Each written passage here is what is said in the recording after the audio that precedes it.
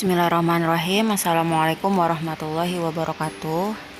Anak-anak sekalian, jadi seperti yang kita diskusikan pada pertemuan sebelumnya, bahwa hari ini kita sudah masuk ke materi ya.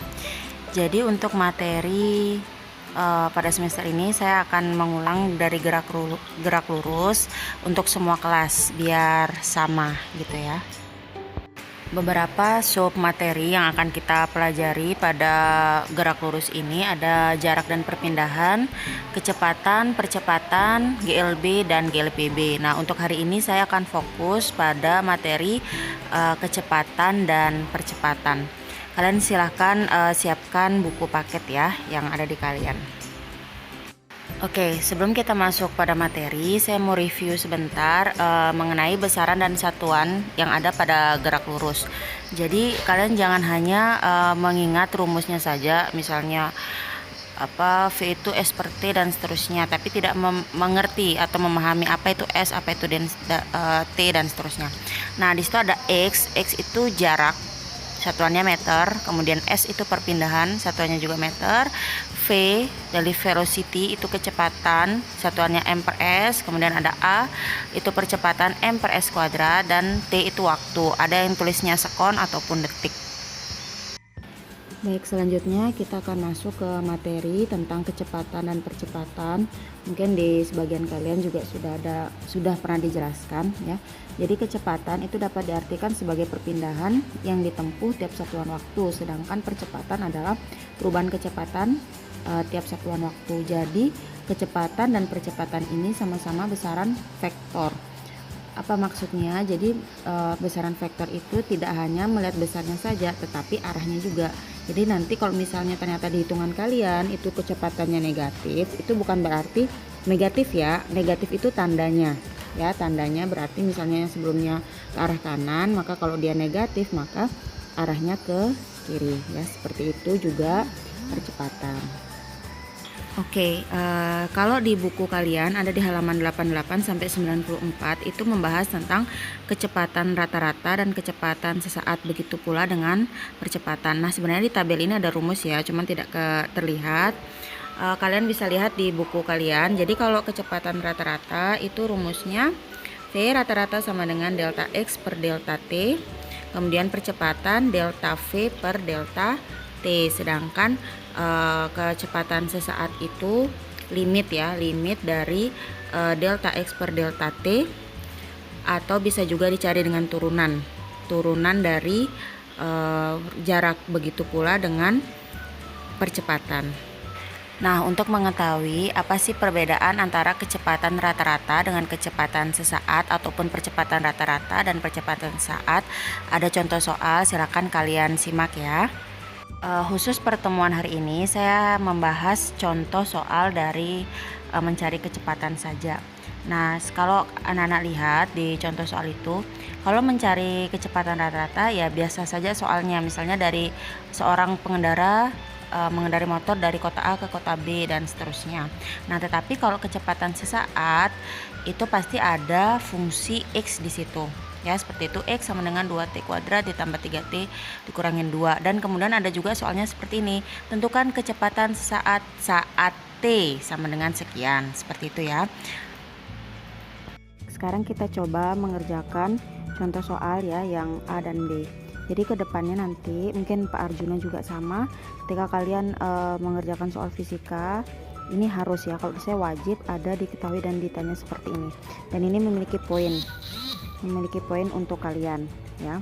Nah, kemudian sekarang kita lihat di soal, di situ ada Azril, dia berlari itu ke arah timur sejauh 24 meter dalam waktu 14 sekon, kemudian dia balik lagi ke arah barat sejauh 12 meter kemudian dengan waktu 4 sekon. Jadi kalau kita tuliskan ini misalnya utara, selatan, barat, timur, maka tadi pertama Azril arahnya ke sini, itu dia 24 meter selama T-nya itu 14 sekon, kemudian balik lagi sejauh 12 meter saat menempuh waktu T-nya itu 4 sekon.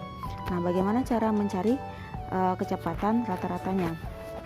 V rata-rata ya itu sama dengan delta X per delta T atau perpindahannya. Nah sekarang pertama dia ke sini 24 meter. Kita anggap yang dia ke timur itu positif, kemudian ke baratnya itu negatif. Berarti ini 24 dikurangin 12, ya kan? Nah ini waktu tempuhnya. Oke, kenapa dia min? Kenapa dia tandanya kurang? Karena berbalik arah atau tidak searah dengan jalan yang tadi. Kalau dia searah maka ditambah ya. Kalau dia tidak searah seperti ini maka dikurang, seperti itu ya. Kemudian waktu tempuhnya, dia tadi ke timur 14 sekon, balik lagi ke barat 4 sekon, maka waktu tempuhnya itu adalah 18. 24 dikurangin 12 itu berapa? 24 dikurangin 18 itu 12 per 18. Nanti kalian coba cari ini berapa ininya ya.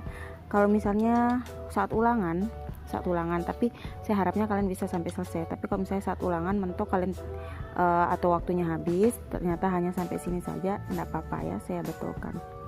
Sampai sini saja juga tidak masalah ya.